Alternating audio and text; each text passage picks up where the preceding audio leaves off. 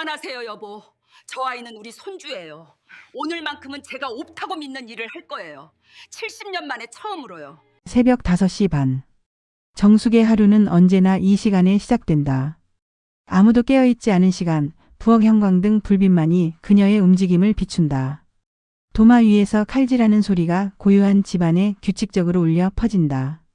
무 한 토막, 파 한 줌, 멸치 육수가 끓는 냄새. 이 모든 것이 정숙의 언어였다. 말로 표현하지 않아도 이 집안 사람들은 아침상이 차려진 것만으로 그녀의 존재를 느낀다. 식탁에 앉은 태식은 신문을 펼쳤다. 정숙이 국그릇을 내려놓아도 눈길 한 번 주지 않는다. 민호는 핸드폰을 들여다보며 밥을 입에 밀어넣는다. 정숙은 그 사이에서 물을 따르고 반찬을 덜어주고 김치를 더 가져온다. 그녀의 자리는 식탁 끝자리. 늘 그 자리였다. 밥을 먹는 사람이 아니라 밥을 차려주는 사람의 자리. 민호 아빠, 오늘 오후에 지연이네 부모님 오신대요. 태식이 신문을 접으며 대답했다. 그래. 준비는 다 했지? 네. 과일이랑 다과 준비했어요. 장모님 입맛이 까다로우시니까 신경 써. 정숙은 고개를 끄덕였다. 신경 쓰는 것은 늘 그녀의 몫이었다. 아들의 결혼은 이제 2달 앞으로 다가왔다. 예식장도 정했고 하객 명단도 거의 완성되었다. 정숙은 그 모든 준비 과정에서 손님처럼 느껴졌다. 누가 물어보지 않았다.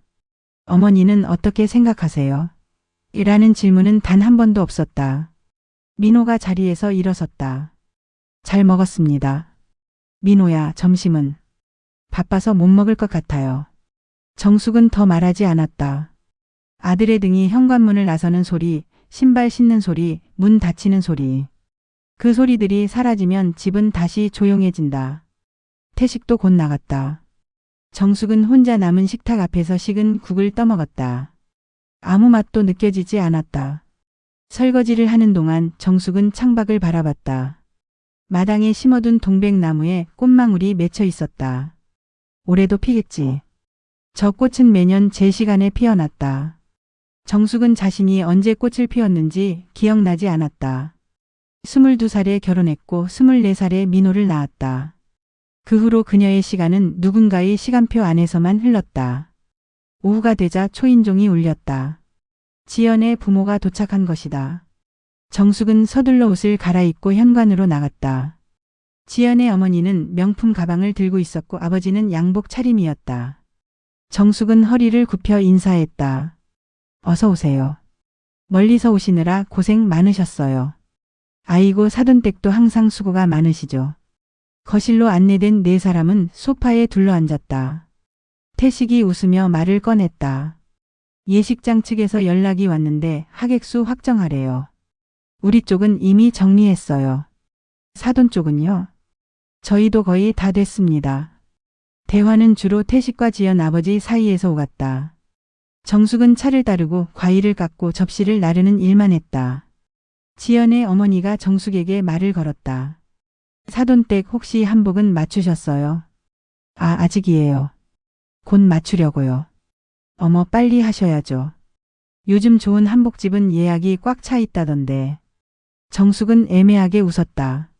사실 한복 생각은 한 번도 해본 적이 없었다. 누가 물어봐 줄 것 같지도 않았고 그녀 스스로도 중요하게 여기지 않았다.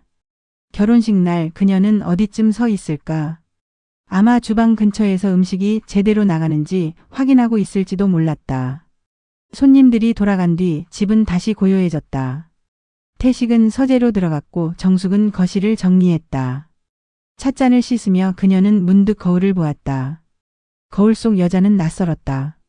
언제부터 이렇게 작아진 걸까? 언제부터 자기 목소리를 내지 않게 된 걸까? 밤이 되어 민호가 돌아왔다. 정숙은 늦은 저녁을 차려주었다. 엄마, 지연이가 신혼집 인테리어 보러 가자는데 같이 가실래요? 아니, 너희끼리 가렴. 엄마는 바빠. 그럼 주말에 예식장 최종 점검 가는 거는요? 그것도 너희끼리 가.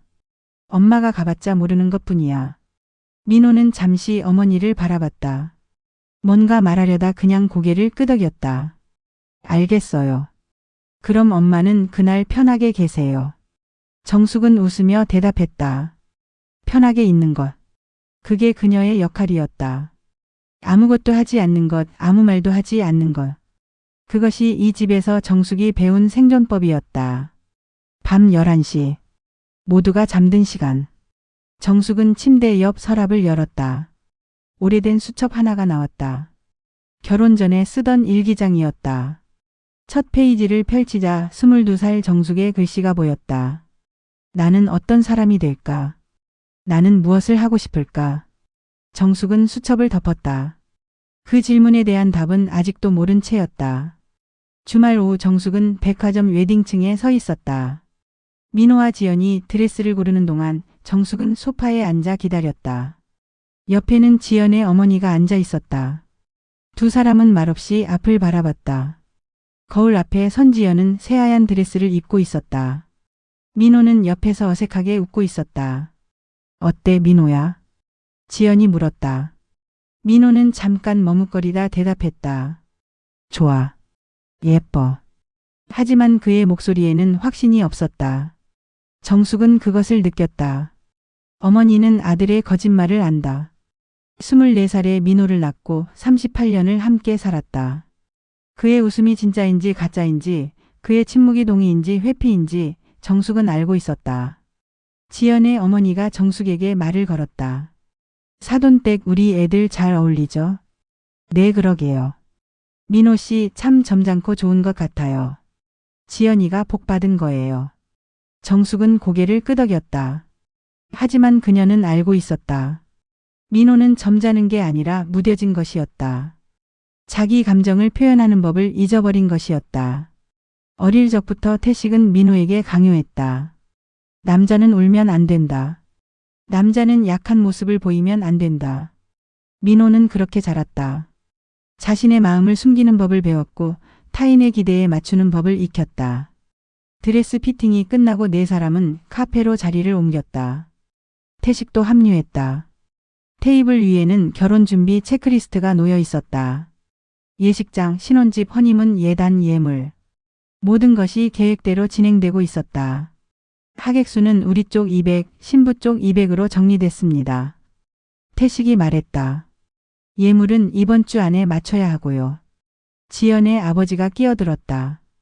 허니문은 유럽으로 확정된 거죠? 네, 이탈리아 일주 상품으로 예약했습니다. 정숙은 커피만 마셨다. 그녀의 의견이 필요한 순간은 없었다. 모든 것은 이미 정해져 있었다. 민호의 인생도, 지연의 인생도, 그리고 정숙의 역할도. 카페를 나서는 길에 민호가 정숙의 팔을 잡았다. 엄마 잠깐만요. 두 사람은 잠시 멈춰섰다. 태식과 지연 일행은 앞서 걸어갔다. 왜 그래? 민호는 잠시 말을 잇지 못했다.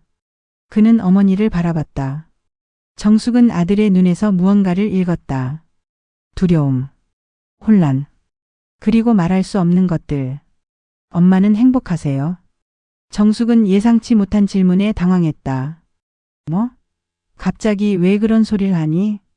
그냥 궁금해서요. 민호의 목소리는 떨렸다. 정숙은 아들의 손을 잡았다. 민호야, 엄마는 괜찮아. 너 걱정은 하지 마. 엄마가 원하는 게 뭐예요? 엄마는 뭘 하고 싶으세요? 정숙은 대답할 수 없었다. 그녀는 자신이 무엇을 원하는지 한 번도 생각해 본 적이 없었다. 원한다는 것, 바란다는 것, 선택한다는 것. 그런 단어들은 정숙의 사전에 없었다. 민호야, 너는 지연이와 결혼하고 싶은 거 맞지? 민호는 고개를 돌렸다. 그는 대답하지 않았다. 정숙은 가슴이 먹먹해졌다. 아들도 자신처럼 살고 있었다. 누군가의 기대 속에서 정해진 길 위에서 자기 목소리를 내지 못한 채 엄마 저. 민호가 입을 열었다. 하지만 그때 태식의 목소리가 들려왔다. 야 민호야. 뭐하냐. 빨리 와. 민호는 입을 다물었다. 정숙은 아들의 어깨를 토닥였다. 가자. 아빠 기다리신다. 두 사람은 다시 걸었다. 하지만 정숙의 마음속에는 불안이 자라고 있었다. 무언가 잘못되고 있다는 느낌. 이대로 가면 안 된다는 직감. 하지만 그녀는 그것을 말로 꺼낼 용기가 없었다. 그날 밤 정숙은 잠들지 못했다. 옆에서 태식은 코를 골며 자고 있었다. 정숙은 천장을 바라봤다. 민호의 표정이 계속 떠올랐다. 아들은 무언가 말하려 했다. 하지만 끝내 말하지 못했다. 그것은 정숙 자신의 모습이기도 했다. 평생 말하지 못한 것들, 삼킨 것들, 참은 것들. 핸드폰이 진동했다. 민호에게서 온 문자였다. 엄마 자요. 오늘 질문해서 미안해요. 괜히 여쭤봤어요. 엄마는 신경 쓰지 마세요. 정숙은 답장을 쓰려다 멈췄다. 무엇을 써야 할지 몰랐다. 괜찮아라고 쓰는 것은 거짓말 같았다. 엄마도 모르겠어라고 쓰는 것은 너무 솔직했다. 결국 정숙은 아무 답도 보내지 않았다. 새벽 2시. 정숙은 거실로 나왔다. 어둠 속에서 그녀는 소파에 앉았다. 창밖으로 가로등 불빛이 보였다. 이 시간 세상은 조용했다. 아무도 그녀에게 무언가를 요구하지 않았다. 아무도 그녀를 부르지 않았다. 정숙은 그 고요함 속에서 처음으로 자기 자신과 마주했다. 나는 누구인가? 나는 무엇을 원하는가? 나는 왜 이렇게 살아왔는가? 질문들이 떠올랐지만 답은 없었다. 정숙은 고개를 숙였다. 눈물이 떨어질 것 같았지만 참았다. 울면 안 된다고 배웠다. 약한 모습을 보이면 안 된다고 배웠다. 그렇게 70년을 살았다. 화요일 오전 정숙은 시장에 갔다. 장을 보는 것은 일주일에 2번 그녀의 루틴이었다. 생선 코너를 지나고 채소 가게 앞에 섰다. 단골 주인 아주머니가 반갑게 인사했다. 사모님, 오늘은 시금치가 좋아요. 가져가세요. 네, 한 단 주세요. 아드님 결혼 준비는 잘 되고 있어요? 네, 뭐 그럭저럭요. 아이고 좋겠다. 아들 장가 보내면 이제 어깨 좀 펴시겠네요. 정숙은 애매하게 웃었다. 어깨를 편다는 것. 그게 무슨 의미일까? 아들이 결혼한다고 해서 그녀의 삶이 달라지는 것은 아니었다. 오히려 더 바빠질 것이었다. 며느리 뒷바라지, 손주 돌보기. 정숙의 시간표는 이미 짜여져 있었다. 집으로 돌아오는 길에 정숙은 공원 벤치에 앉았다. 장바구니를 옆에 두고 잠시 쉬었다. 공원에는 노인들이 모여 있었다. 누군가는 바둑을 두고 누군가는 운동을 했다. 정숙은 그들을 바라봤다. 저 사람들도 나처럼 살았을까? 누군가의 이름으로만 불리며 자기 이름을 잊고 살았을까? 아줌마 괜찮으세요? 옆에 앉은 젊은 여자가 물었다. 정숙은 고개를 들었다. 네? 아, 네. 괜찮아요. 표정이 안 좋으셔서요. 혹시 어디 아프세요? 아니에요. 그냥 생각을 좀 하고 있었어요. 여자는 미소 지었다. 요즘 날씨가 좋죠. 저도 잠깐 쉬고 있어요. 두 사람은 잠시 말없이 앉아 있었다. 정숙은 여자를 슬쩍 바라봤다. 30 중반쯤 되어 보였다. 옆에는 유모차가 있었고 아기가 자고 있었다. 아이가 예쁘네요. 감사합니다. 6개월 됐어요. 힘들죠? 네, 근데 행복해요. 이 아이를 위해서라면 뭐든 할 수 있을 것 같아요. 정숙은 고개를 끄덕였다. 자신도 그랬다. 민호를 위해서라면 뭐든 했다. 하지만 어느 순간부터 그것은 의무가 되었다. 사랑이 아니라 책임이 되었다. 정숙은 자신이 언제부터 행복을 느끼지 못했는지 기억나지 않았다. 집에 돌아오니 태식이 거실에 앉아 있었다. 어디 갔다 와? 시장 갔다 왔어요. 점심은? 지금 준비할게요. 정숙은 부엌으로 들어갔다. 냉장고를 열고 재료를 꺼내고 칼을 들었다. 기계처럼 움직이는 손. 생각 없이 반복되는 동작. 이것이 정숙의 일상이었다. 점심을 차리는 동안 태식이 전화를 받았다. 응, 알았어. 내가 곧 갈게. 태식은 재킷을 입으며 말했다. 나 나갔다 올게. 저녁 8시쯤 들어올 거야. 어디 가세요? 친구 만나. 저녁은요? 밖에서 먹고 올게. 태식은 그렇게 나갔다. 정숙은 혼자 차려진 식탁 앞에 앉았다. 두 사람 분량의 반찬. 하지만 먹을 사람은 자신뿐이었다. 정숙은 숟가락을 들었다. 밥을 한 숟가락 떠서 입에 넣었다. 삼키기 힘들었다. 목구멍에 뭔가 걸린 것 같았다. 식사를 마치고 설거지를 하는데 민호에게서 전화가 왔다. 엄마 나야. 응, 왜? 지연이 부모님이랑 저녁 먹기로 했는데 엄마도 같이 가실래요? 아니, 너희끼리 가렴. 엄마 같이 가요. 지연이 어머니가 엄마도 오시라고 하셨어요. 그래, 알았어. 몇 시에? 6시요. 제가 데리러 갈게요. 전화를 끊고 정숙은 한숨을 쉬었다. 또 만남. 또 웃어야 하는 자리. 정숙은 거울을 봤다. 거울 속 여자는 지쳐 보였다. 하지만 정숙은 화장을 고치고 옷을 갈아입었다. 밖으로 나갈 준비를 했다. 저녁 6시 민호가 도착했다. 차 안에서 민호는 조용했다. 정숙도 말이 없었다. 두 사람은 그렇게 레스토랑까지 갔다. 레스토랑 안은 화려했다. 샹들리에가 빛나고 테이블마다 꽃이 놓여 있었다. 지연과 그녀의 부모가 이미 앉아 있었다. 정숙은 인사했다. 늦어서 죄송해요. 아니에요. 저희도 방금 왔어요. 5사람은 자리에 앉았다. 메뉴판이 돌아왔고 주문이 이루어졌다. 대화는 주로 결혼 이야기였다. 예식장, 신혼집, 허니문. 같은 이야기가 반복되었다. 정숙은 듣는 척했지만 집중하지 못했다. 그녀의 머릿속은 다른 생각으로 가득했다. 민호는 정말 행복할까? 지연이는 민호를 사랑하는 걸까? 이 결혼은 두 사람의 선택인가 아니면 가족들의 기대인가? 사돈댁 괜찮으세요? 지연 어머니의 목소리에 정숙은 정신을 차렸다. 네? 아, 네. 괜찮아요.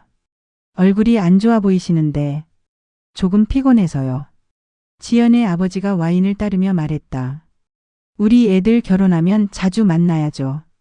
사돈끼리 친하게 지내야 애들도 편하니까. 태식이 없는 자리에서 정숙은 더욱 작아졌다. 그녀는 고개만 끄덕이며 대답했다.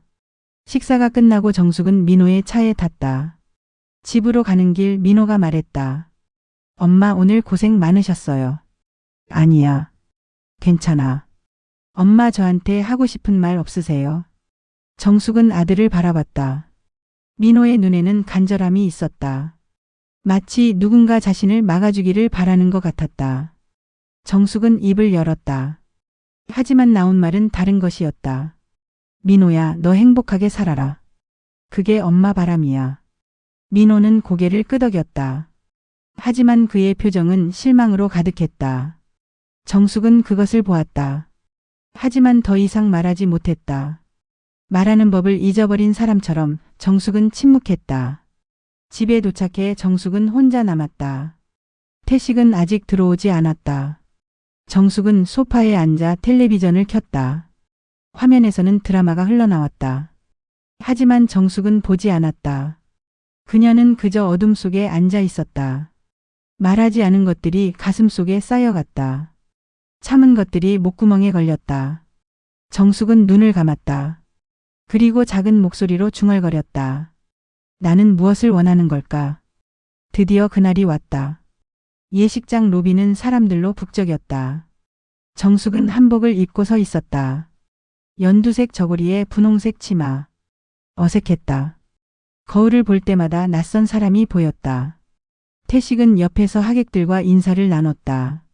정숙도 고개를 숙이며 인사했다. 같은 말을 수십 번 반복했다. 와주셔서 감사합니다. 멀리서 오느라 수고 많으셨어요. 안으로 들어가세요. 예식장 안은 꽃으로 장식되어 있었다. 하얀 장미, 분홍 작약, 초록 잎사귀들. 천장에는 샹들리에가 빛났고 의자마다 리본이 달려 있었다. 완벽한 결혼식이었다.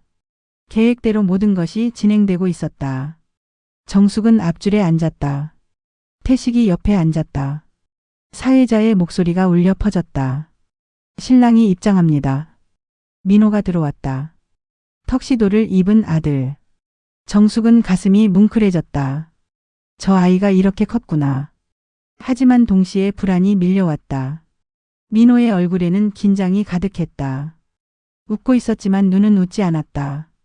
신부가 입장합니다. 행진곡이 흘러나왔다. 문이 열리고 지연이 들어왔다. 하얀 드레스, 긴 베일, 부케를 든 손. 아름다웠다. 하객들이 박수를 쳤다. 지연은 천천히 걸었다. 아버지의 팔을 잡고 버진 로드를 밟았다. 정숙은 지연을 바라봤다. 신부의 얼굴에도 긴장이 보였다. 아니, 긴장이 아니었다. 뭔가 다른 감정이었다. 의무? 체념? 정숙은 정확히 알 수 없었다. 지연이 민호 옆에 섰다. 두 사람은 나란히 섰다. 주례가 단상에 올라 말을 시작했다. 오늘 이 자리에. 그때였다. 뒤쪽에서 소란이 일었다. 사람들이 고개를 돌렸다. 정숙도 뒤를 봤다. 예식장 문이 열려 있었다. 그곳에 한 여자가 서 있었다. 그녀의 손에는 두 아이가 있었다. 쌍둥이처럼 보이는 남매. 6살쯤 되어 보였다. 여자는 조용히 앞으로 걸어왔다. 하객들이 웅성거렸다. 누구지? 왜 저 사람이 들어온 거야? 정숙은 심장이 빠르게 뛰는 것을 느꼈다. 뭔가 잘못되고 있었다. 민호는 그 여자를 봤다. 그의 얼굴이 하얗게 변했다. 지연도 여자를 봤다. 그녀의 손이 떨렸다. 여자는 버진 로드 중간쯤에서 멈췄다. 그리고 조용히 말했다. 미안해요. 하지만 할 말이 있어서 왔어요. 사회자가 당황하며 말했다. 저 손님 지금은 예식 중이십니다. 알아요. 하지만 이 말을 지금 하지 않으면 평생 후회할 것 같아서요. 여자는 민호를 바라봤다. 민호 씨. 저예요. 미경이에요. 순간 예식장이 조용해졌다. 아무도 말하지 않았다. 민호는 입을 열었지만 말이 나오지 않았다. 지연은 민호를 쳐다봤다. 민호 씨, 저 여자가 누구예요? 민호는 대답하지 못했다. 태식이 자리에서 일어났다. 무슨 일이야? 당장 나가. 하지만 미경은 움직이지 않았다. 그녀는 옆에 선 아이들을 바라봤다. 그리고 다시 민호를 봤다. 민호 씨, 이 아이들은 우리 아이들이에요. 예식장이 다시 술렁였다. 하객들이 놀라 웅성거렸다. 정숙은 자리에서 일어났다. 다리에 힘이 빠졌다. 하지만 그녀는 앞으로 걸었다. 정숙은 미경에게 다가갔다. 두 사람이 마주섰다. 정숙은 미경의 눈을 봤다. 그 눈에는 두려움과 절박함이 있었다. 그리고 진실이 있었다. 당신은 누구죠? 한미경이에요. 저는 민호 씨와 과거에 만났던 사람이에요. 정숙은 아이들을 내려다봤다. 남자아이와 여자아이. 두 아이는 겁에 질린 표정으로 어머니의 손을 잡고 있었다. 정숙은 남자아이의 얼굴을 봤다. 순간 숨이 멎었다. 그 아이는 민호를 닮았다. 눈매, 코, 입 모양. 어린 시절 민호의 모습 그대로였다. 정숙은 무릎에 힘이 풀리는 것을 느꼈다. 미경이 말을 이었다. 저는 민호 씨한테 연락하려 했어요. 하지만 연락이 끊겼어요. 누군가 저를 막았어요. 저는 혼자 이 아이들을 키웠어요. 6해 동안. 태식이 소리쳤다. 거짓말이야. 당장 나가. 하지만 미경은 흔들리지 않았다. 거짓말이 아니에요. 증거가 있어요. 미경은 가방에서 서류를 꺼냈다. 출생증명서였다. 태식이 서류를 빼앗아 봤다. 그의 얼굴이 굳어졌다. 정숙은 민호를 봤다. 아들은 고개를 숙이고 있었다. 그의 어깨가 떨렸다. 지연은 민호의 팔을 잡으며 물었다. 민호 씨, 이게 사실이에요. 민호는 대답하지 못했다. 침묵이 답이었다. 지연은 손을 놓았다. 그녀의 눈에 눈물이 고였다. 왜 말하지 않았어요? 지연아, 나는. 왜 숨겼어요? 우리가 결혼하기 직전까지. 민호는 입을 열었지만 변명은 나오지 않았다. 정숙은 아들과 며느리 사이에 섰다. 그리고 미경을 다시 봤다. 당신은 왜 지금 나타난 거죠? 미경의 눈에서 눈물이 흘렀다. 저도 망설였어요. 하지만 아이들이 아파요. 특히 한별이가 심장에 문제가 있어요. 수술이 필요한데 혼자서는 감당할 수가 없어요. 정숙은 남자아이를 봤다. 한별이라는 이름의 아이. 그 아이는 창백해 보였다. 숨을 쉬는 것조차 힘들어 보였다. 그 순간 한별이가 비틀거렸다. 미경이 재빨리 아이를 잡았다. 한별아. 아이는 의식을 잃었다. 예식장이 아수라장이 되었다. 사람들이 소리쳤다. 구급차 불러요. 빨리. 정숙은 본능적으로 움직였다. 그녀는 한별이에게 달려가 아이를 안았다. 아이의 몸은 차가웠다. 심장 박동이 느껴지지 않았다. 119 불렀어요. 누군가 소리쳤다. 정숙은 아이를 내려놓고 심폐소생술을 시작했다. 가슴을 누르고 인공호흡을 했다. 옆에서 미경이 울부짖었다. 한별아, 제발. 정숙은 멈추지 않았다. 계속 가슴을 눌렀다. 그때 아이가 기침을 했다. 숨을 쉬기 시작했다. 정숙은 안도의 한숨을 쉬었다. 구급대원들이 도착했다. 그들은 한별이를 들것에 옮겼다. 미경이 함께 가려 하자 정숙이 그녀의 손을 잡았다. 저도 같이 갈게요. 미경은 놀란 표정으로 정숙을 봤다. 정숙은 고개를 끄덕였다. 지금은 아이가 먼저예요. 구급차 안은 좁고 답답했다. 한별이는 산소 마스크를 쓴 채 누워 있었다. 구급대원이 맥박과 혈압을 재고 있었다. 미경은 아들의 손을 잡고 계속 말했다. 괜찮아, 한별아. 엄마 여기 있어. 괜찮을 거야. 정숙은 반대편에 앉아 있었다. 그녀는 미경을 바라봤다. 젊은 여자의 얼굴에는 공포와 절망이 가득했다. 정숙은 그 표정을 이해했다. 어머니로서의 두려움. 자식을 잃을지 모른다는 공포. 얼마나 오래 아팠어요? 정숙이 조심스럽게 물었다. 미경은 고개를 들었다. 태어날 때부터요. 선천성 심장 질환이래요. 수술을 해야 하는데. 미경의 목소리가 떨렸다. 돈이 없어서 계속 미뤘어요. 약으로만 버텨왔어요. 정숙은 가슴이 아팠다. 이 여자는 혼자 두 아이를 키우며 얼마나 힘들었을까. 병원비조차 마련하지 못해 아이의 생명을 위험에 빠뜨려야 했던 그 심정은 어땠을까. 구급차가 병원에 도착했다. 응급실 문이 열리고 의료진이 달려왔다. 한별이는 침대에 옮겨졌고 바로 응급처치실로 들어갔다. 미경이 따라가려 하자 간호사가 막았다.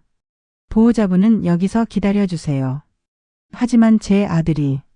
지금은 의료진만 들어갈 수 있어요. 미경은 주저앉았다.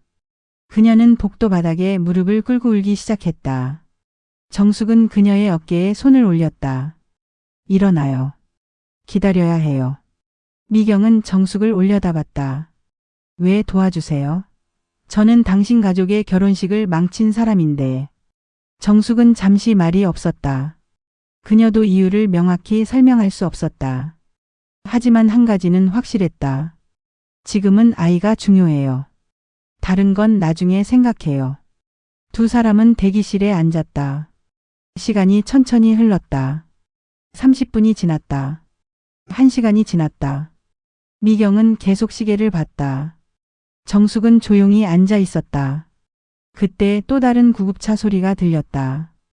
응급실 문이 열리고 누군가 들어왔다. 민호였다. 그는 숨을 헐떡이며 정숙을 찾았다. 엄마. 민호야. 민호는 어머니에게 달려왔다. 그리고 미경을 봤다. 두 사람은 마주섰다. 오랜 시간이 지난 후에 재회. 민호의 입이 떨렸다. 미경아. 민호 씨. 두 사람은 서로를 바라봤다. 정숙은 그들 사이에서 복잡한 감정을 읽었다. 그리움 후에 죄책감, 그리움. 한별이는 어떻게 됐어? 민호가 물었다. 미경은 고개를 저었다. 아직 모르겠어요. 의사가 나오지 않았어요. 민호는 의자에 앉았다. 그는 고개를 숙이고 손으로 얼굴을 감쌌다. 정숙은 아들의 어깨를 봤다. 그 어깨가 떨리고 있었다. 민호야, 이게 사실이니? 정숙이 조용히 물었다. 민호는 고개를 들지 않았다. 하지만 대답했다. 네, 사실이에요. 왜 말하지 않았니? 말할 수 없었어요. 왜? 민호는 드디어 고개를 들었다. 그의 눈에는 눈물이 고여 있었다. 아빠가 막았어요. 미경이랑 헤어지라고 했어요. 연락하지 말라고 했어요. 정숙은 숨이 막혔다. 태식이 그랬단 말인가? 며느리를 고르듯 아들의 인생을 조종했단 말인가? 아빠는 미경이가 우리 집안과 안 맞는다고 했어요. 지연이 집안이 더 낫다고 했어요. 민호의 목소리가 떨렸다. 저는 비겁했어요. 아빠 말을 따랐어요. 미경이한테 연락하지 않았어요. 아이들이 있는 줄도 몰랐어요. 미경이 끼어들었다. 저는 연락하려 했어요. 하지만 누군가 저를 막았어요. 민호 씨 아버지였어요. 정숙은 모든 것이 이해되었다. 태식이 이 모든 것을 조작했다. 아들의 행복보다 체면을 선택했다. 정숙은 분노가 치밀어 올랐다. 하지만 동시에 자책감도 느꼈다. 자신도 알면서 모른 척했다. 민호가 불행한 줄 알면서 눈 감았다. 그때 의사가 나왔다. 세 사람은 동시에 일어났다. 한별이 보호자분? 네, 접니다. 미경이 앞으로 나갔다. 의사는 진지한 표정이었다. 지금은 안정되었습니다. 하지만 상태가 좋지 않아요. 어떻게 안 좋은데요? 심장 판막에 문제가 있습니다. 수술이 필요합니다. 빠르면 빠를수록 좋아요. 수술하면 괜찮아질까요? 의사는 고개를 끄덕였다. 성공률은 높습니다. 하지만 비용이 얼마나 되나요? 대략 3천만 원 정도입니다. 미경은 그 자리에 주저앉았다. 3천만 원. 그녀가 평생 모아도 모을 수 없는 금액이었다. 정숙은 미경의 어깨를 잡았다. 수술해 주세요. 의사가 정숙을 봤다. 보호자분이신가요? 네. 정숙은 거짓말을 했다. 하지만 그 순간 그녀는 확신했다. 이 아이를 살려야 한다고. 이유는 몰라도 이것이 옳다고. 비용은 제가 부담할게요. 미경이 놀라 정숙을 봤다. 어머니 왜? 정숙은 미경의 손을 잡았다. 지금은 아이가 먼저예요. 나머지는 나중에 이야기예요. 의사는 고개를 끄덕이고 들어갔다. 세 사람은 다시 대기실에 앉았다. 침묵이 흘렀다. 정숙은 창밖을 바라봤다. 해가 지고 있었다. 오늘 아침만 해도 결혼식이었다.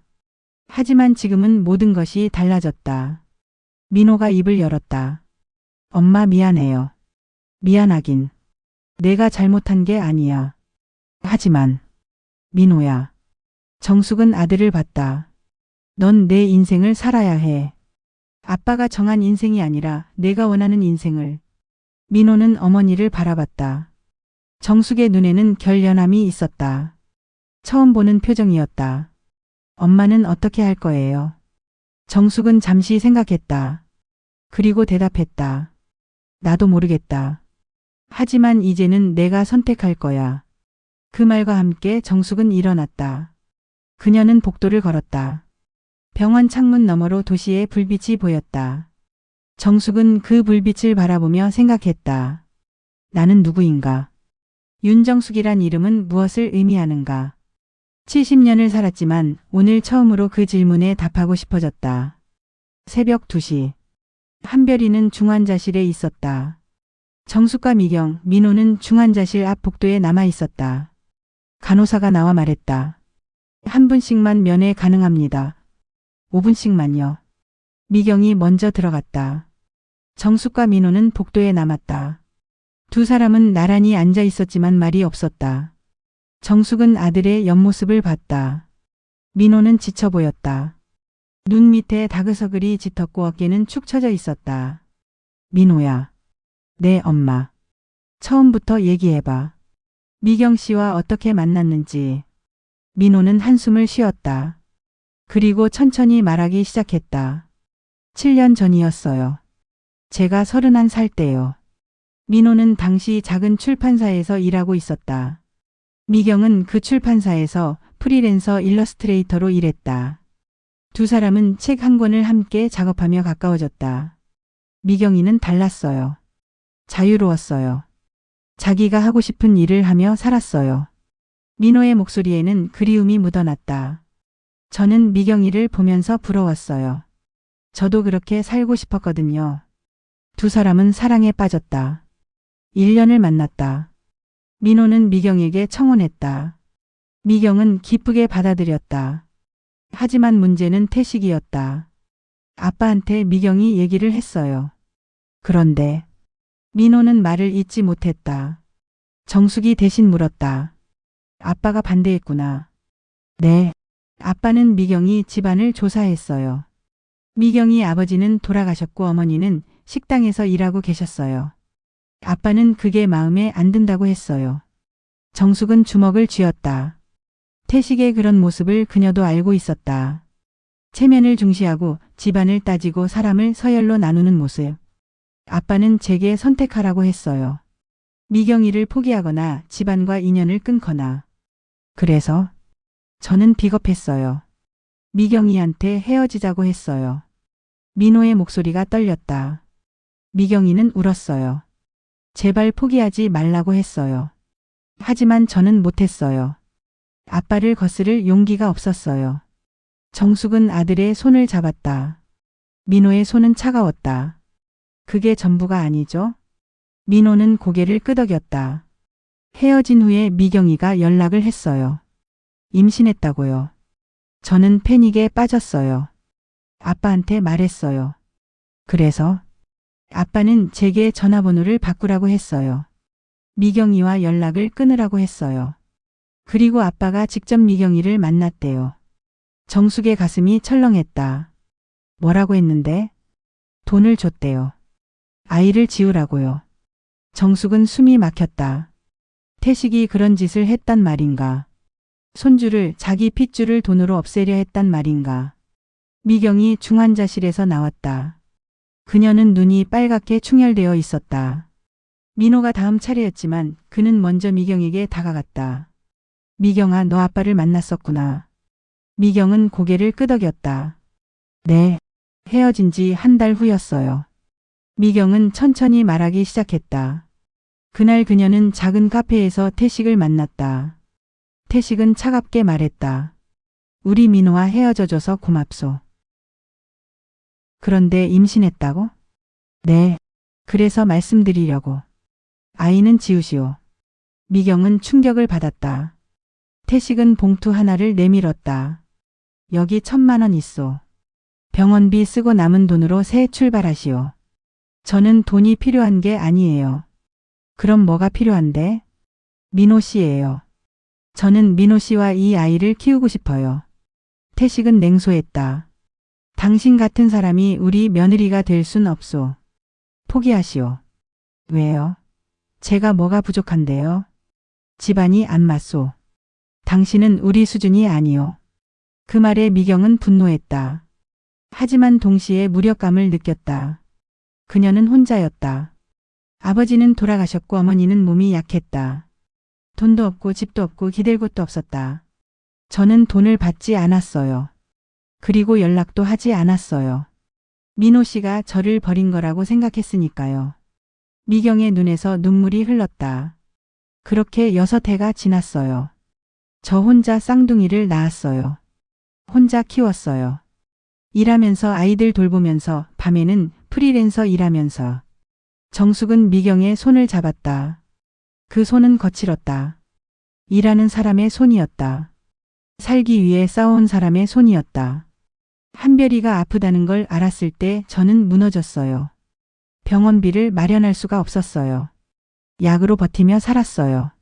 하지만 한계가 왔어요. 그래서 오늘 결혼식에 온 거구나. 미경은 고개를 끄덕였다. 네, 저도 망설였어요. 하지만 아이가 죽을 것 같았어요. 저는 선택할 수밖에 없었어요. 민호는 그 자리에 무릎을 꿇었다. 미안해. 정말 미안해. 민호 씨. 내가 비겁했어. 내가 너를 지키지 못했어. 아이들을 책임지지 못했어. 민호는 울기 시작했다.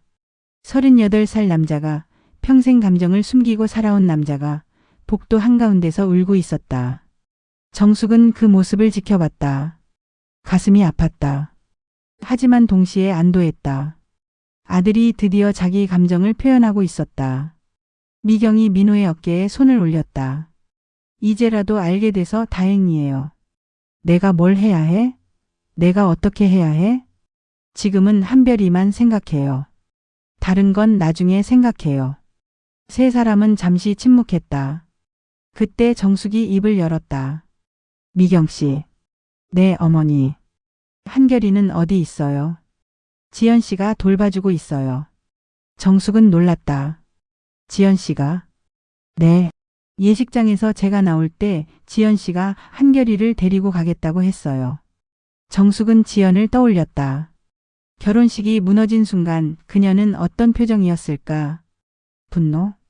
배신감? 하지만 그녀는 아이를 돌봐주고 있었다. 지연 씨 괜찮을까요? 미경이 물었다. 정숙은 고개를 끄덕였다. 내가 연락해 볼게요. 정숙은 복도 끝으로 걸어가 전화를 걸었다. 지연이 받았다. 여보세요. 지연아, 나야. 한결이는 괜찮니? 네, 어머니. 한결이 잘 자고 있어요. 고마워. 내가 돌봐줘서. 전화 너머로 침묵이 흘렀다. 그리고 지연의 목소리가 들렸다. 어머니, 저 어떻게 해야 해요? 정숙은 대답할 수 없었다. 그녀도 몰랐다. 이 상황을 어떻게 해결해야 하는지. 지연아, 지금은 생각할 시간이 필요해. 너도 민호도 우리 모두.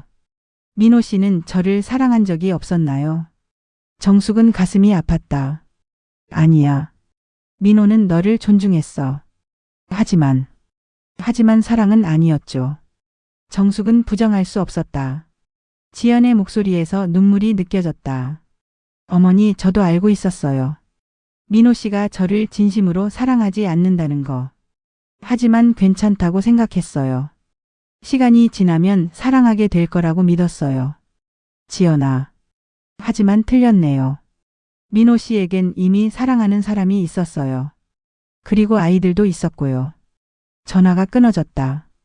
정숙은 핸드폰을 쥔 채 서 있었다. 그녀는 모든 것이 무너지는 것을 느꼈다. 아들의 결혼, 가족의 체면, 쌓아온 모든 것들. 하지만 동시에 그녀는 깨달았다. 무너져야 할 것이 무너지고 있다는 것을. 거짓 위에 세워진 것들은 결국 무너질 수밖에 없다는 것을. 정숙은 복도로 돌아왔다. 민호와 미경이 그녀를 봤다. 엄마, 지연이는? 괜찮대. 한결이 잘 돌보고 있어. 저 지연 씨한테 가봐야 할 것 같아요. 민호가 일어섰다. 정숙은 고개를 끄덕였다. 그래. 가봐. 지연이한테 제대로 사과해. 민호는 복도를 걸어 나갔다. 정숙과 미경만 남았다. 두 여자는 마주 앉았다. 어머니, 정말 감사해요. 한별이 수술비를. 괜찮아요. 당연한 일이에요. 하지만 미경 씨. 정숙은 미경의 눈을 봤다. 한별이와 한결이는 내 손주예요. 내가 모르고 살았을 뿐이지 내 핏줄이에요. 미경의 눈에서 눈물이 흘렀다. 정숙도 울컥했다. 두 여자는 서로를 껴안았다. 그리고 한참을 울었다. 6회의 오해가, 아픔이, 외로움이 눈물로 흘러나왔다. 새벽 4시. 동이 트기 시작했다. 병원 창문 너머로 하늘이 밝아지고 있었다. 정숙은 그 하늘을 바라봤다. 새로운 하루가 시작되고 있었다. 그리고 정숙의 새로운 인생도. 아침 7시. 정숙은 병원 카페테리아에 앉아 있었다. 식은 커피가 앞에 놓여 있었다. 그녀는 밤새 한숨도 자지 못했다. 미경은 한별이 곁에 있었고 민호는 지연과 이야기를 나누러 갔다. 정숙은 혼자였다. 핸드폰이 울렸다. 태식이었다. 정숙은 잠시 망설이다 받았다. 여보세요. 당장 집에 와. 태식의 목소리는 분노로 가득했다. 지금 병원에 있어요. 병원? 무슨 병원? 한별이 수술 때문에요. 그 애가 누군데? 당장 집에 와. 정숙은 전화를 끊었다. 더 이상 태식의 목소리를 듣고 싶지 않았다. 핸드폰이 다시 울렸지만 받지 않았다. 문자가 왔다. 내가 무슨 짓을 하는 건지 알아? 우리 집안 망신이야. 당장 돌아와. 정숙은 문자를 읽고 핸드폰을 내려놓았다. 망신. 태식은 늘 그 말을 했다. 체면 망신 집안. 그 단어들이 정숙의 인생을 지배했다. 하지만 이제는 아니었다. 발걸음 소리가 들렸다. 정숙은 고개를 들었다. 민호였다. 아들은 지쳐 보였다. 그는 어머니 앞에 앉았다. 어떻게 됐니? 지연이랑 헤어지기로 했어요. 정숙은 놀라지 않았다. 예상한 일이었다. 지연이는 뭐라고 하던? 울었어요. 하지만 이해한다고 했어요. 민호의 목소리는 떨렸다. 지연이는 좋은 사람이에요. 제가 미안해요. 그래. 지연이는 좋은 사람이야. 두 사람은 침묵했다. 그때 의사가 나타났다. 심장외과 교수인 김도연이었다. 그는 세 사람을 찾고 있었다. 한별이 보호자분. 정숙과 민호가 일어났다. 저희입니다. 제 사무실로 오시겠어요? 수술에 대해 상의할 게 있습니다. 세 사람은 의사 사무실로 향했다. 미경도 합류했다. 네 사람은 책상 앞에 앉았다. 김도연은 엑스레이 사진을 꺼냈다. 한별이 상태를 설명드리겠습니다. 화면에 아이의 심장이 보였다. 김도연이 펜으로 가리키며 말했다. 여기 보시면 판막에 문제가 있습니다. 선천적으로 좁아진 상태예요. 혈액순환이 제대로 되지 않습니다. 수술하면 완치되나요? 미경이 떨리는 목소리로 물었다. 김도연은 고개를 끄덕였다. 수술 성공률은 95%입니다. 하지만 위험이 전혀 없는 건 아닙니다. 어떤 위험이요? 수술 중 심장이 멈출 수 있습니다. 그리고 수술 후 회복 과정에서 합병증이 올 수도 있습니다. 미경은 얼굴이 하얗게 변했다. 정숙이 그녀의 손을 잡았다. 하지만 수술하지 않으면요? 민호가 물었다. 김도연은 잠시 침묵했다. 한별이는 오래 버티지 못합니다. 길어야 1년입니다. 방안이 조용해졌다. 1년. 그 짧은 시간. 미경은 입술을 깨물었다. 눈물이 흘렀다. 그런데 한 가지 더 말씀드릴 게 있습니다. 김도연이 다시 말했다. 수술 후 회복에 가족의 도움이 매우 중요합니다. 특히 혈액형이 같은 가족이 있다면 수혈이 가능하고 정서적 안정에도 큰 도움이 됩니다. 한별이 혈액형이 뭔데요? 정숙이 물었다. AB형입니다. 흔하지 않은 혈액형이죠. 민호가 말했다. 저도 AB형이에요. 김도연은 미소 지었다. 그럼 아버지께서 도움을 주실 수 있겠네요. 물론이죠. 뭐든 하겠습니다. 민호의 목소리는 확고했다. 정숙은 아들을 봤다. 처음으로 민호의 눈에서 결단을 봤다. 주저하지 않는 눈빛을. 그럼 수술 날짜를 잡겠습니다. 빠르면 모레 가능합니다. 그렇게 해주세요. 미경이 대답했다. 김도연은 서류를 건넸다. 동의서에 서명해 주세요. 법적 보호자 두 분이 모두 서명하셔야 합니다.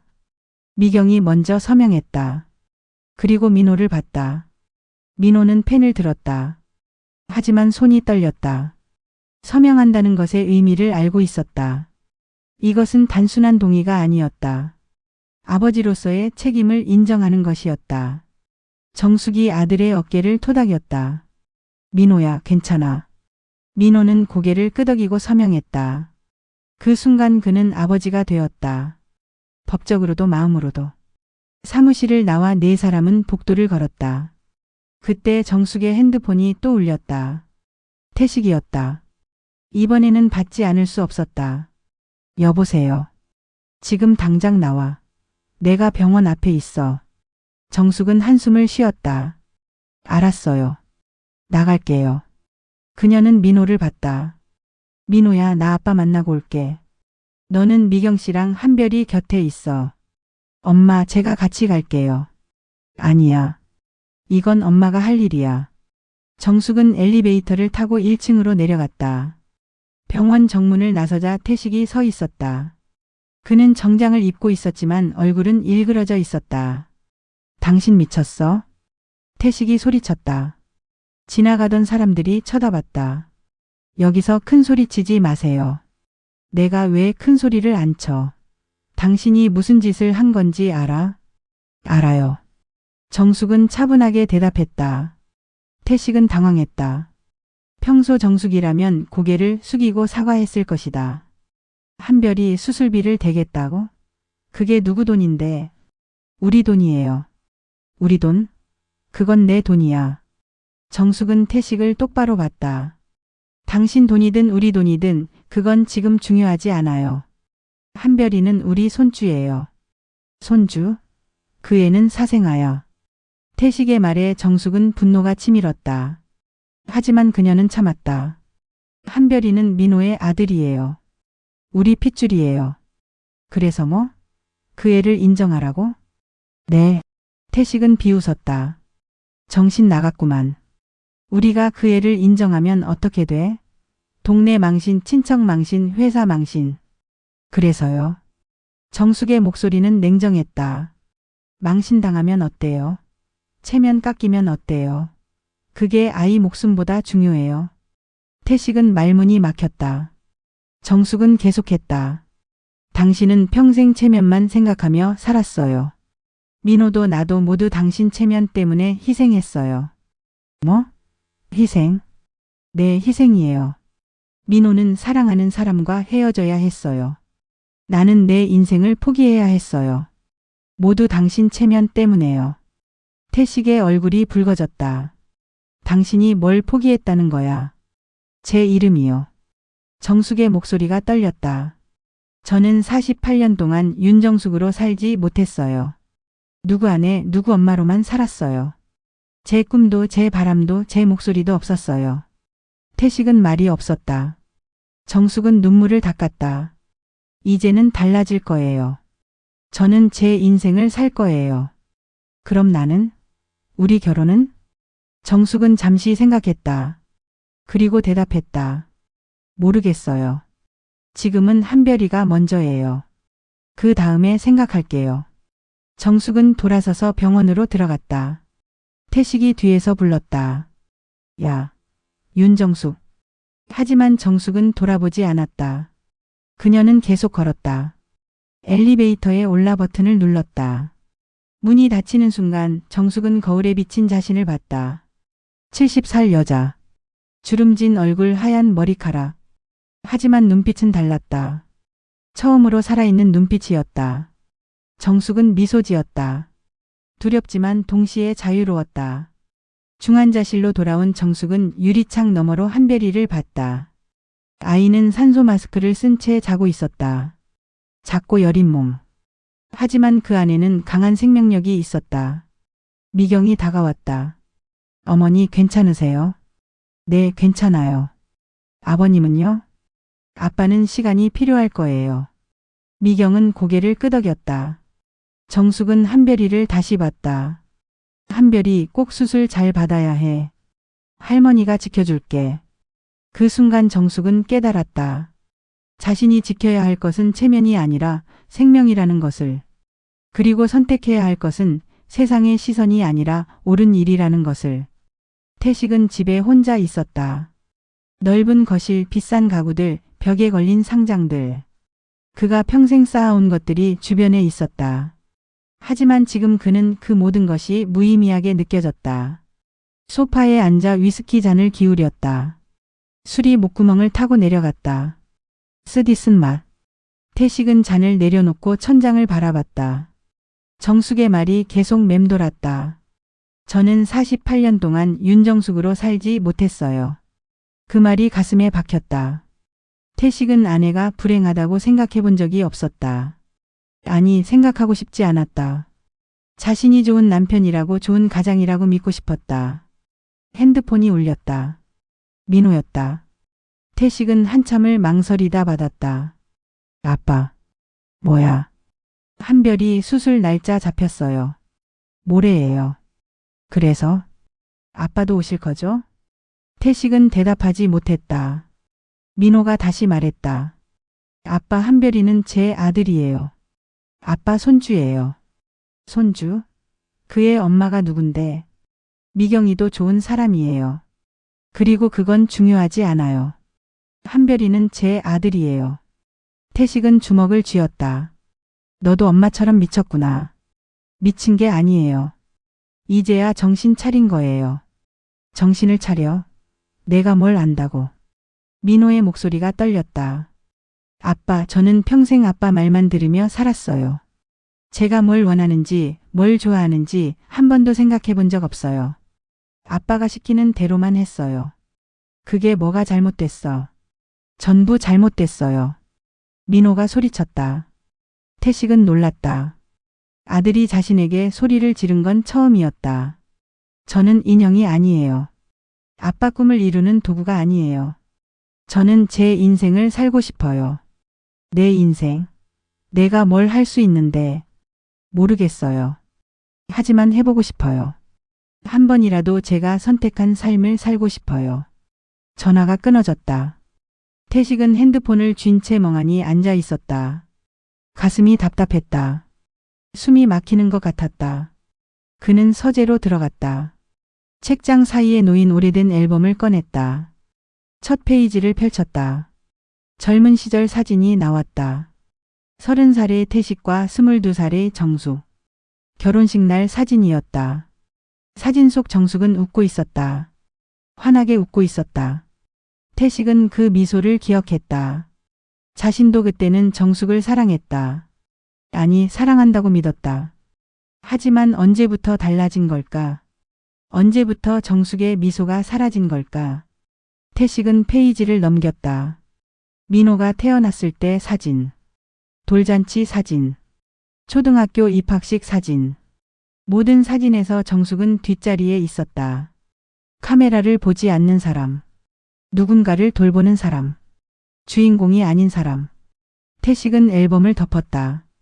가슴이 먹먹했다. 자신이 정숙에게 무엇을 했는가? 아들에게 무엇을 했는가? 다음 날 아침 태식은 회사에 갔다. 사장실에 앉아 서류를 보려 했지만 집중이 되지 않았다. 비서가 들어왔다. 사장님, 회의 시간입니다. 아, 그래. 회의실로 갔다. 임원들이 앉아 있었다. 하지만 태식은 그들의 말을 듣지 못했다. 머릿속은 다른 생각으로 가득했다. 사장님. 누군가 불렀다. 태식은 정신을 차렸다. 네? 방금 제 질문 들으셨습니까? 미안하네. 다시 말해주게. 임원들이 수근거렸다. 태식은 평소와 달랐다. 회의는 어색하게 끝났다. 오후에 오랜 친구 한 명이 찾아왔다. 대학 동창인 방영수였다. 자네 아들 결혼식 무슨 일 있었다며? 태식은 한숨을 쉬었다. 소문 벌써 났나? 당연하지. 다들 그 얘기하더군. 웃긴 건 자네가 걱정하는 게 아니라 자네를 비웃는 거더군. 태식은 주먹을 쥐었다. 비웃어? 왜? 자네가 평소에 잘난 척 많이 했잖아. 집안 자랑, 아들 자랑. 근데 그게 다 거짓이었다는 거지. 거짓이 아니야. 그럼 뭔가? 아들한테 아이가 둘이나 있는데 그것도 모르고 있었다는 게? 태식은 대답하지 못했다. 방영수가 계속 말했다. 태식아, 자네는 평생 체면만 생각하며 살았어. 하지만 정작 중요한 건 놓쳤지. 중요한 게 뭔데? 가족이지. 진짜 가족 말이야. 방영수는 커피를 한 모금 마셨다. 내 얘기 좀 하지. 나도 자네처럼 살았어. 사업 성공하고 큰 집 사고 좋은 차 타고. 근데 그러다 아내를 잃었어. 암이었지. 태식은 방영수를 봤다. 친구의 눈에는 후회가 가득했다. 아내가 죽기 전에 말했어. 당신 때문에 행복하지 않았다고. 평생 당신 그림자 속에서 살았다고. 그 말 듣고 나니까 모든 게 무너지더군. 내가 뭘 위해 산 건지 모르겠더라고. 박영수는 자리에서 일어났다. 태식아, 너무 늦기 전에 정신 차려. 자네 아내, 자네 아들, 그들이 진짜 원하는 게 뭔지 생각해봐. 친구가 나간 뒤 태식은 혼자 남았다. 창밖을 바라봤다. 고층 빌딩들, 바쁘게 움직이는 사람들. 태식은 그 풍경을 보며 생각했다. 자신은 무엇을 두려워하는가? 망신? 체면? 아니었다. 진짜 두려운 것은 따로 있었다. 혼자가 되는 것. 가족을 잃는 것. 자신이 쌓아온 모든 것이 무의미해지는 것. 그날 밤 태식은 병원으로 향했다. 중환자실 앞에 도착했다. 유리창 너머로 한별이가 보였다. 작은 아이. 산소 마스크를 쓴 아이. 태식은 그 아이를 오래 바라봤다. 아이는 민호를 닮았다. 어린 시절 민호와 똑같았다. 태식은 가슴이 뭉클해졌다. 복도에 정숙이 앉아 있었다. 태식은 아내 옆에 앉았다. 두 사람은 말이 없었다. 한별이 많이 아프냐? 태식이 조심스럽게 물었다. 정숙은 고개를 끄덕였다. 심장이 약해요. 수술하지 않으면 오래 버티지 못해요. 수술은 언제? 내일이에요. 침묵이 흘렀다. 태식은 입을 열었다. 내가 잘못했어. 정숙은 남편을 봤다. 태식은 고개를 숙였다. 미경 씨한테 한 일, 민호한테 한 일, 당신한테 한 일. 다 잘못이었어. 나는 우리 가족을 지킨다고 생각했어. 하지만 사실은 나만 생각한 거였어. 태식의 목소리가 떨렸다. 나는 두려웠어. 사람들이 우리를 비웃을까 봐. 집안이 무너질까 봐. 하지만 정작 중요한 걸 놓쳤어. 정숙은 남편의 손을 잡았다. 태식은 눈물을 흘렸다. 74년을 살며 한 번도 운 적 없는 남자가 병원 복도에서 울고 있었다. 미안해. 정말 미안해. 정숙은 아무 말도 하지 않았다. 그저 남편의 손을 잡고 있었다. 용서는 아니었다. 하지만 이해는 되었다. 태식도 자신만의 방식으로 가족을 사랑했다는 것을. 다만 그 방식이 잘못되었을 뿐. 수술 당일 아침. 가족들은 수술실 앞에 모여 있었다. 정숙, 태식, 민호, 미경, 그리고 한결이. 5사람은 조용히 기다리고 있었다. 한별이는 수술복을 입고 침대에 누워 있었다. 아이는 겁에 질린 표정이었다. 미경이 아들의 손을 잡았다. 한별아, 괜찮아. 수술하고 나면 아프지 않을 거야. 엄마 무서워. 엄마가 여기 있어.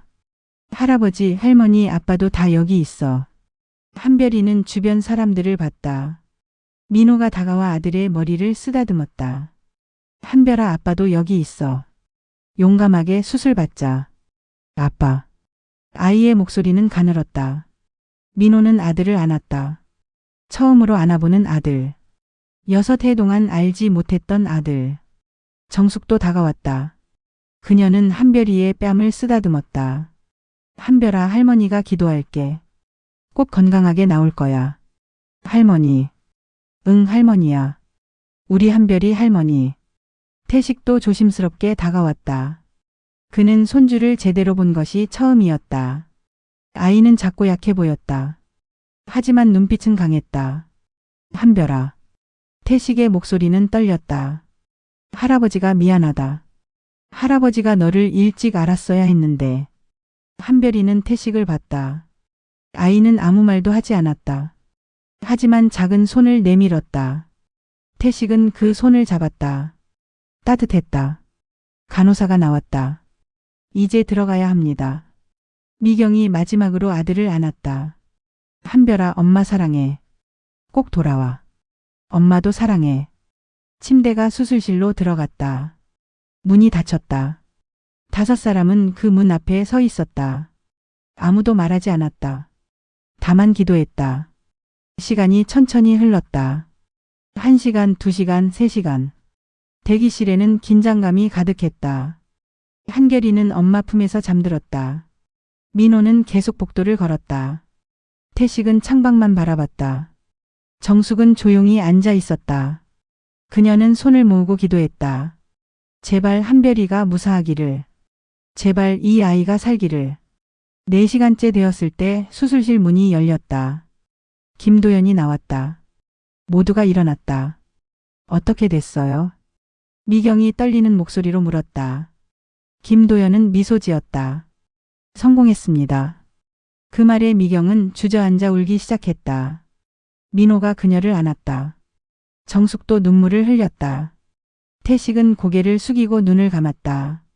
언제 깨어날까요? 마취에서 깨어나면 중환자실로 옮길 겁니다.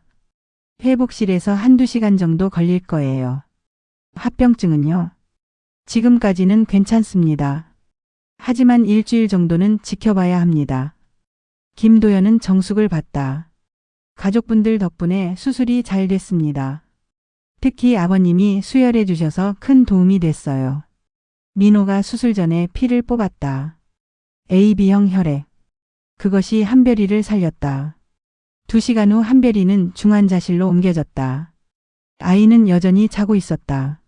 하지만 얼굴에는 평화가 있었다. 고통스러워하지 않는 얼굴. 미경이 유리창에 손을 댔다. 한별아, 엄마 여기 있어. 잘했어, 우리 아들. 민호도 옆에 섰다. 그는 아들을 바라보며 다짐했다. 이제부터는 제대로 된 아빠가 되겠다고. 놓친 6해를 채우겠다고. 저녁이 되었다. 가족들은 병원 식당에 모였다. 5사람은 처음으로 함께 식사를 했다. 어색했지만 동시에 따뜻했다. 한결이가 말했다. 한별이 오빠 이제 안 아파요. 응, 이제 괜찮을 거야. 미경이 대답했다. 한결이는 웃었다. 다행이다. 오빠 많이 아팠는데. 정숙은 한결이를 바라봤다. 여자아이. 쌍둥이 중 동생. 이 아이는 밝고 건강했다. 정숙은 한결이의 손을 잡았다. 한결아, 할머니가 맛있는 거 사줄까? 진짜요? 응, 뭐 먹고 싶어? 아이스크림. 모두가 웃었다. 오랜만에 웃음이 나왔다. 태식도 미소 지었다. 그는 한결이를 봤다. 손녀. 자신의 손녀. 식사를 마치고 복도로 나왔을 때 정숙이 입을 열었다. 다들 잠깐 앉아요. 할 말이 있어요. 5사람은 대기실에 앉았다. 정숙은 심호흡을 했다. 그리고 말하기 시작했다. 저는 평생 제대로 된 말을 해본 적이 없어요. 모두가 정숙을 봤다. 그녀는 계속했다. 늘 참았어요. 늘 삼켰어요. 제가 원하는 게 뭔지, 제가 싫어하는 게 뭔지 한 번도 말하지 않았어요. 민호가 입을 열었다. 엄마. 잠깐만. 끝까지 들어줘. 정숙은 태식을 봤다. 당신한테도 미안해요. 저도 잘못했어요. 불만이 있으면 말했어야 했는데 계속 참기만 했어요. 태식은 고개를 숙였다. 정숙은 민호를 봤다. 민호야, 너한테도 미안해. 엄마가 너를 제대로 지켜주지 못했어. 내가 지연이와 결혼하기 싫다는 걸 알면서도 눈 감았어. 민호의 눈에 눈물이 고였다. 정숙은 미경을 봤다. 미경 씨, 당신한테도 미안해요. 엄마로서 시어머니로서 제가 더 일찍 나서야 했는데. 미경은 고개를 저었다. 아니에요, 어머니. 어머니는 충분히 잘하셨어요. 정숙은 미소 지었다. 그리고 마지막으로 말했다. 저는 이제 제대로 살고 싶어요. 윤정숙으로 살고 싶어요. 누구 아내, 누구 엄마가 아니라 그냥 저로 살고 싶어요. 태식이 아내의 손을 잡았다. 그래. 그렇게 해. 내가 도와줄게. 당신은 당신대로 사세요. 저는 제대로 살고 싶어요. 함께 살자. 하지만 이번엔 제대로. 정숙은 남편을 봤다. 태식의 눈에는 진심이 있었다. 정숙은 고개를 끄덕였다. 해봐요. 함께. 민호가 말했다. 저도 제대로 살고 싶어요. 미경이랑 아이들이랑 함께요. 미경이 민호의 손을 잡았다. 같이 해요. 처음부터 다시. 5사람은 서로를 바라봤다. 그들은 더 이상 남이 아니었다. 복잡하고 어색하지만 가족이었다. 그날 밤 한별이가 깨어났다. 아이는 눈을 뜨고 주변을 봤다. 미경이 유리창 너머에서 손을 흔들었다. 한별이는 작게 웃었다. 정숙은 그 모습을 보며 깨달았다. 인생에서 가장 중요한 것은 사랑이라는 것을. 체면도 돈도 명예도 아닌 사랑이라는 것을. 석 달이 지났다. 한별이는 완전히 회복되었다. 아이는 이제 뛰어다닐 수 있었다. 쌍둥이 남매는 공원에서 놀고 있었다. 민호와 미경이 벤치에 앉아 그들을 지켜봤다. 정숙은 집 앞 마당에 있었다. 동백나무를 바라봤다. 꽃이 활짝 피어 있었다. 붉은 꽃잎들이 햇살에 빛났다. 정숙은 미소 지었다. 이쁘네. 뒤에서 목소리가 들렸다. 정숙은 돌아봤다. 태식이 서 있었다. 그는 예전과 달라 보였다. 표정이 부드러워졌다. 꽃 좋아했어요? 당신이? 태식이 물었다. 정숙은 고개를 끄덕였다. 네, 어릴 때부터 좋아했어요. 그런데 당신한테 말한 적은 없죠. 미안해. 이제 괜찮아요. 두 사람은 나란히 서서 동백나무를 바라봤다. 침묵이 흘렀지만 불편하지 않았다. 오히려 평화로웠다. 정숙아. 네? 나 요즘 상담 받고 있어. 정숙은 놀라 남편을 봤다. 상담요? 응. 심리상담. 박영수가 권유했어. 태식은 미소 지었다. 처음엔 창피했어. 70이 넘은 늙은이가 무슨 상담이냐 싶었지. 근데 해보니까 필요하더라고. 어때요? 조금씩 배우고 있어. 감정 표현하는 법, 사람 존중하는 법. 늦었지만 배우고 있어. 정숙은 남편의 손을 잡았다. 늦지 않았어요. 지금이라도 시작한 게 다행이에요. 한 달 전 정숙도 새로운 시작을 했다. 지역 문화센터에서 글쓰기 강좌를 듣기 시작한 것이다. 50년 만에 처음으로 자신을 위한 시간을 가졌다. 첫 수업날 강사가 물었다. 자기소개 부탁드립니다. 정숙은 일어섰다. 안녕하세요. 제 이름은 윤정숙입니다. 그 순간 정숙은 자신의 이름을 오랜만에 제대로 불렀다는 것을 깨달았다. 누구 아내도 누구 엄마도 아닌 그냥 윤정숙. 70살이고요. 평생 주부로 살았습니다. 이제 제 이야기를 쓰고 싶어서 왔습니다. 수강생들이 박수를 쳤다. 정숙은 미소 지으며 앉았다. 매주 수요일 오후 2시. 정숙의 시간이었다. 그 시간만큼은 아무도 그녀를 방해하지 않았다. 태식도 민호도 누구도. 정숙은 노트에 글을 쓰기 시작했다. 자신의 이야기를. 22살에 결혼한 이야기. 아들을 낳은 이야기. 참았던 이야기들. 말하지 못했던 감정들. 처음에는 어색했다. 무엇을 써야 할지 몰랐다. 하지만 점점 글이 나왔다. 마치 막혔던 것이 터지듯이. 강사가 말했다. 정숙 씨 글이 진솔하네요. 많은 사람이 공감할 것 같아요. 감사합니다. 혹시 이걸 책으로 내보실 생각 없으세요? 정숙은 놀랐다. 책요? 네. 요즘 시니어들의 이야기가 주목받고 있어요. 정숙 씨 이야기도 충분히 가치 있어요. 집에 돌아온 정숙은 태식에게 그 이야기를 했다. 책을 낸대요. 내 이야기를. 태식은 미소 지었다. 좋네. 해봐. 정말요? 응. 당신 이야기야. 당신이 결정해. 정숙은 남편을 안았다. 오랜만에 느끼는 따뜻함이었다. 주말이 되었다. 가족들이 모였다. 정숙과 태식의 집에서 저녁 식사를 하기로 한 것이다. 민호, 미경, 한별, 한결. 그리고 놀라운 손님 한 명이 더 있었다. 지연이었다. 어서 와요, 지연아. 정숙이 반갑게 맞았다. 지연은 미소 지었다. 어머니 오랜만이에요. 잘 지냈어? 네, 저도 요즘 새 출발하고 있어요. 지연은 해외 유학을 준비 중이었다. 자신이 정말 하고 싶었던 공부를 하기로 했다. 민호와 헤어진 후 그녀도 자신의 삶을 돌아봤다. 그리고 깨달았다. 자신도 부모의 기대 속에서 살아왔다는 것을. 식탁에 음식이 차려졌다. 정숙이 정성껏 준비한 음식들.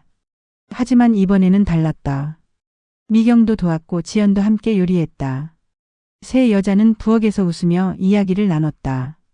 어머니, 이거 어떻게 만드는 거예요? 미경이 물었다. 이건 말이지. 정숙이 설명하기 시작했다. 그녀는 자신의 요리 비법을 아낌없이 나눴다. 평생 혼자 알고 있던 것들을. 식사 시간. 모두가 식탁에 둘러앉았다. 8명. 복잡하지만 따뜻한 가족. 한별이가 말했다. 할머니, 이거 맛있어요. 그래? 많이 먹어. 한결이도 끼어들었다. 저도 맛있어요. 할머니 최고예요. 정숙은 웃었다. 아이들이 자신을 할머니라고 부를 때마다 가슴이 따뜻해졌다. 민호가 잔을 들었다. 건배할까요? 뭐에? 새로운 시작이에요. 우리 모두의. 모두가 잔을 들었다. 와인, 주스, 물. 각자 자신이 원하는 것을 마셨다. 건배. 잔이 부딪히는 소리가 울렸다. 정숙은 주변을 둘러봤다. 남편, 아들, 며느리, 손주들 그리고 지연. 모두가 웃고 있었다. 저녁이 끝나고 아이들은 거실에서 놀았다. 어른들은 소파에 앉아 차를 마셨다. 태식이 입을 열었다. 정수가 그 책 제목은 뭐로 할 거야? 정숙은 잠시 생각했다. 글쎄요. 아직 못 정했어요. 민호가 제안했다. 늦게 핀 꽃은 어때요? 미경이 고개를 저었다. 너무 흔한 것 같은데요. 지연이 말했다. 윤정숙의 이야기는 어때요? 단순하지만 강렬해요. 정숙은 고개를 끄덕였다. 좋네요. 단순한 게 좋아요. 그때 한별이가 다가왔다. 할머니 이름이 뭐예요? 윤정숙이야. 윤정숙 예쁜 이름이에요. 정숙은 손주를 안았다. 고마워 한별아. 할머니도 이제야 제 이름이 예쁘다는 걸 알았어. 밤이 깊었다. 손님들이 돌아갔다. 정숙과 태식만 남았다. 두 사람은 마당에 나와 별을 봤다. 당신 후회 안 해요? 정숙이 물었다. 뭘? 이렇게 된 거요. 우리 인생이. 태식은 고개를 저었다. 후회하지 않아. 지금이 더 좋아. 진심이에요. 응. 전보다 훨씬 편해. 더 이상 거짓으로 살지 않아도 되니까. 정숙은 남편의 손을 잡았다. 저도요. 저도 지금이 좋아요. 두 사람은 하늘을 봤다. 별이 빛나고 있었다. 수없이 많은 별들. 정숙은 그 별들을 보며 생각했다. 자신도 저 별처럼 빛날 수 있다는 것을. 늦었지만 지금이라도 빛날 수 있다는 것을. 그날 밤 정숙은 노트를 펼쳤다. 마지막 장에 이렇게 썼다. 나는 70년을 살았다. 그중 대부분은 다른 사람의 이름으로 살았다. 하지만 이제는 다르다. 이제는 내 이름으로 산다. 윤정숙으로. 정숙은 펜을 내려놓았다. 창밖으로 달빛이 들어왔다. 그녀는 미소 지으며 중얼거렸다. 그날 나는 처음으로 나를 선택했다. 잘 들으셨나요? 좋아요와 구독 부탁드립니다.